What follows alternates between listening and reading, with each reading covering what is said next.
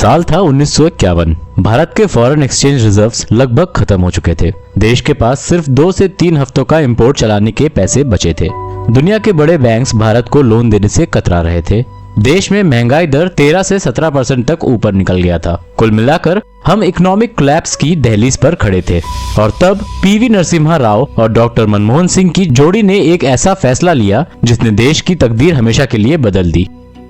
लेकिन आज लगभग 35 साल बाद ग्लोबल मार्केट में फिर कुछ ऐसी हलचल हो रही है जिसने सबकी चिंता बढ़ा दी है। अमेरिका की aggressive tariff policies, middle east में बढ़ता टेंशन और डिस्टर्ब होती सप्लाई चेन और तेजी से बढ़ता क्रूड ऑयल का दाम जो इंडिया के इंपोर्ट बिल को बढ़ाता जा रहा है। जो डॉलर 1991 में 22 रुपए का था वो आज 95 रुपए के आसपास पहुंच गया है। पेट्रोल, डीजल, एलपीजी से लेकर लोन की ईएमआई तक सब महंगा होता जा रहा है। मिडिल क्लास आज सच में सोच रहा है कि क्या खाए और क्या बचाए।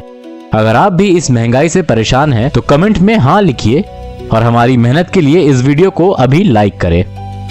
दोस्तों, आज हम 1991 के इकोनॉमिक क्राइसिस की पूरी हिस्ट्री को डिटेल में समझेंगे कि कैसे इंडिया ने खुद को इतने बड़े संकट से बाहर निकाला और इसमें डॉक्टर मनमोहन सिंह का क्या योगदान था।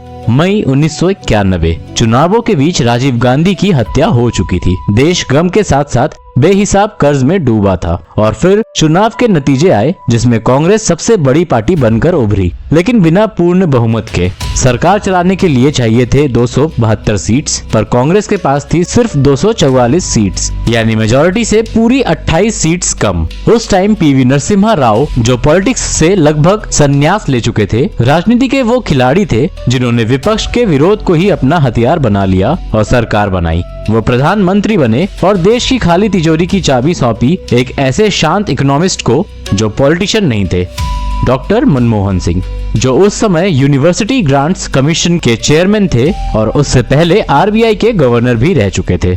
मनमोहन सिंह देश के नए फाइनेंस मिनिस्टर तो बन गए, लेकिन उनके सामने जो आंकड़े थे वो डराने वाले थे। देश की तिजोरी में विदेशी करेंसी का रिजर्व गिरकर सिर्फ 1.2 बिलियन डॉलर्स रह गया था। मतलब देश के पास बाहर से पेट्रोल और जरूरी सामान मंगवाने के लिए सिर्फ 2 हफ्तों का पैसा बचा था। महंगाई 16% के पार थी, मार्केट से सामान गायब हो रहा था और डर के मारे लोग सामान स्टोर कर रखने लगे थे। देश का कर्जा इतना बढ़ चुका था कि हम सिर्फ उसके ब्याज के नीचे दबते जा रहे थे। और सबसे बड़ा झटका तब लगा जब इंटरनेशनल एजेंसीज ने भारत को जंक घोषित कर दिया, यानी अब दुनिया का कोई भी बैंक भारत को $1 तक का भी लोन देने को तैयार नहीं था।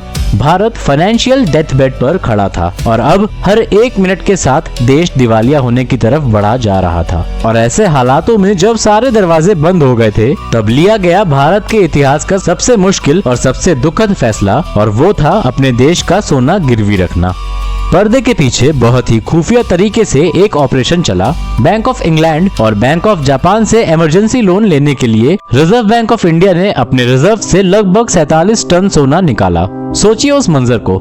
सरकारी गाड़ियों में देश के सोने को लादा गया, भारी सिक्योरिटी के बीच एयरपोर्ट पहुंचाया गया और लंदन और टोक्यो की तिजोरियों में भरने के लिए वाया फ्लाइट रवाना किया गया। ये सिर्फ सोना नहीं था, ये भारत का आत्मसम्मान था जो विदेशी मिट्टी पर गिरवी रखा जा रहा था। और इसके बदले भारत को $400 मिलियन का लोन तो मिला, जिससे हमने तुरंत का दिवालिया होना तो टाल दिया, लेकिन ये सिर्फ एक टेम्पररी मरहम था, कोई पक्का इलाज नहीं। IMF यानी इंटरनेशनल मॉनेटरी फंड ने भारत को आगे का बड़ा लोन देने के लिए एक ऐसी शर्त रखी जिसने सरकार के होश उड़ा दिए। शर्त ये थी कि भारत को अपने अर्थव्यवस्था के बंद दरवाजे बाकी दुनिया के लिए खोलने होंगे, क्योंकि अभी तक भारत एक क्लोज्ड इकोनॉमी था और बाहर की दुनिया से हमारा लेना देना बहुत ही लिमिटेड था। और तब आया वो ऐतिहासिक दिन, 24 जुलाई 1991।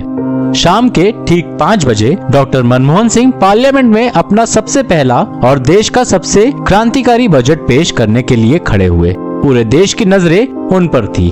ऑपोजिशन हंगामा करने को तैयार था, लेकिन जैसे ही उन्होंने बोलना शुरू किया सब शांत हो गए। उन्होंने रातों रात देश से लाइसेंस राज को हमेशा के लिए खत्म कर दिया। एक ऐसी व्यवस्था जहां पहले एक छोटी सी फैक्ट्री डालने के लिए सालों तक सरकारी दफ्तरों के चक्कर काटने पड़ते थे, उसे एक झटके में खत्म कर दिया गया और इस नए मास्टर प्लान को नाम दिया गया LPG रिफॉर्म पॉलिसी।